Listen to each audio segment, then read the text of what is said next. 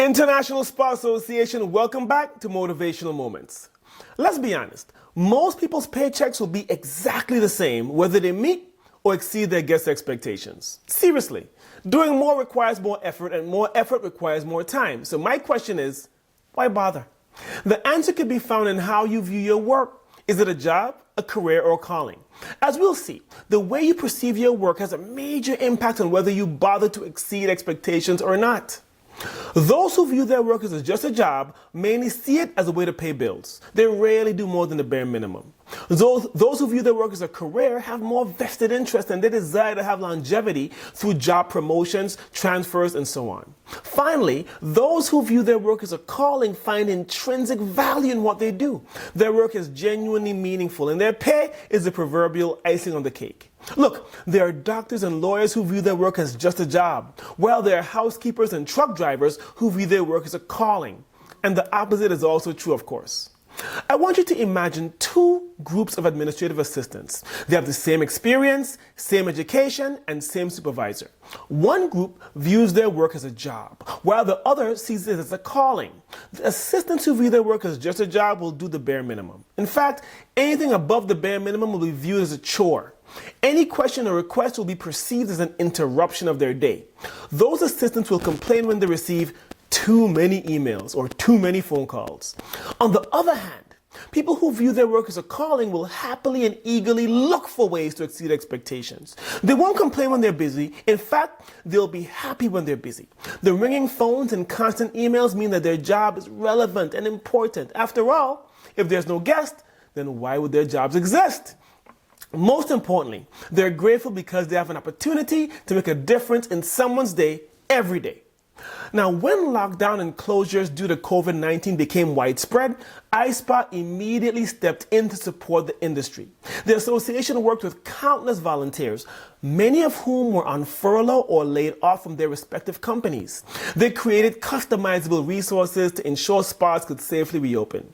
These resources were openly available to any business. In fact, they were even used by the Retail Bakers of America, completely outside of the spa world. Throughout the process of creating the resources, many spa industry leaders volunteered their time and expertise to fully detail what spas would need. From the outside, the individuals were part of organizations that are direct competitors, but they worked together to ensure that spas could safely and successfully reopen. Vendor partners also exceeded expectations over the past year. Most organizations had to overhaul their business model and incorporate new methods to keep their businesses afloat. All the while, vendor partners supported each of their spa clients with on-demand education, virtual training, and even flexible business arrangements to ensure partnership came before business. On a trip to Denver, Colorado a few years ago, I met a textbook example of someone who lives to exceed expectations. He's a shuttle bus driver for the Enterprise Rent-A-Car location at Denver Airport. When I left the main airline terminal and I was walking outside to the shuttle bus, he eagerly waited to greet the approaching passengers and he said, get this, "Welcome to Denver." He then asked if it was anyone's first trip to Denver. He followed up by announcing the weather forecast for that evening and the following day. But when I said that he gave the weather forecast, I don't just mean the high and low temperatures. No.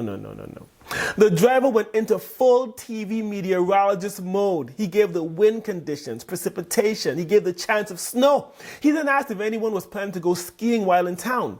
One person said yes, and the driver told him the phone number and specific phone extension for the roadside conditions hotline.